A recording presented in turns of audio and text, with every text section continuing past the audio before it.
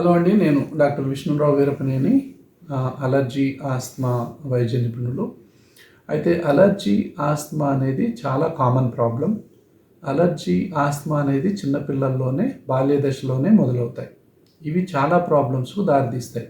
Allergy వల్ల ఎడినైటిస్ ఉబ్బొచ్చు, tonsils ఉబ్బొచ్చు. Allergy వల్ల మీకు సైనస్సు, దాని తర్వాత pharyngitis, laryngitis, bronchitis, allergic bronchitis, asthma అంటాం. దీన్ని అటోపిక్ మార్చ్ అంటాం, అలర్జిక్ మార్చ్ అంటాం. అంటే అలర్జీ అనేది చాలా చాలా జబ్బులకు దారితీస్తుంది. కాబట్టి ఈ అలర్జీని కానీ ఆస్తమాని కానీ ఎంత తొందరగా వైద్యం చేస్తే అంత మంచిది. చిన్నపిల్లల్లో ఎడినైటిస్, టాన్సిల్స్కు దయచేసి 100కి 90 నుంచి 95 మందికి ఆపరేషన్ అవసరం ఉండదు. ముఖ్యంగా 6 సంవత్సరాల పిల్లలకి. వీళ్ళకి అలర్జీ ఉందా, ఆస్తమా ఉందా, తల్లిదండ్రులు అలర్జీ ఉందా, ఆస్తమా ఉందా తెలుసుకొని అలర్జీ ఆస్తమాకు సంబంధించినటువంటి వైద్యాన్ని కనుక మనం తీసుకున్నట్లయితే ఈ ఎడినైటిస్ యొక్క ఉబ్బు కానీ టాన్సిల్స్ ఉబ్బు కానీ తగ్గిపోయేటటువంటి అవకాశం ఉంది.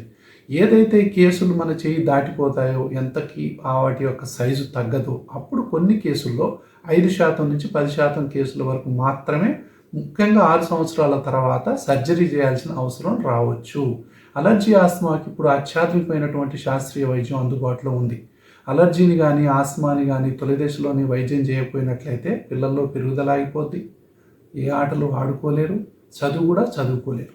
ఇది పసిపిల్లల నుంచి మొదలు పెట్టుకొని పండు ముసలి వరకు, స్కూల్ పిల్లల్ని, టీనేజ్ వయసులో ఉన్నవాళ్ళని, పెద్దవాళ్ళని, వయసు మళ్ళిన వాళ్ళని అందరినీ అలర్జీ ఆస్తమా ఇబ్బంది పెడుతుంది. అంటే అలర్జీ ఆస్తమాకు వైద్యం ఎలా ఉండాలంటే తాళానికి దగ్గ తాళం చెవిలా ఉండాలి. అంటే మంచి మందులు సరైనటువంటి సమయంలో సరైనటువంటి డాక్టర్ని సంప్రదించి సరైన మందులు కనుక వాడినట్లయితే, సరైన మోతాదులో వాడినట్లయితే అలర్జీ ఆస్తమాతో ఏ ఒక్కరూ ఎంత మాత్రం బాధపడాల్సిన అవసరం ఈ రోజుల్లో లేదు. అంత మంచి అత్యాధునిక శాస్త్రీయ వైద్యం ఇప్పుడు అందుబాటులో ఉంది. Thank you so much.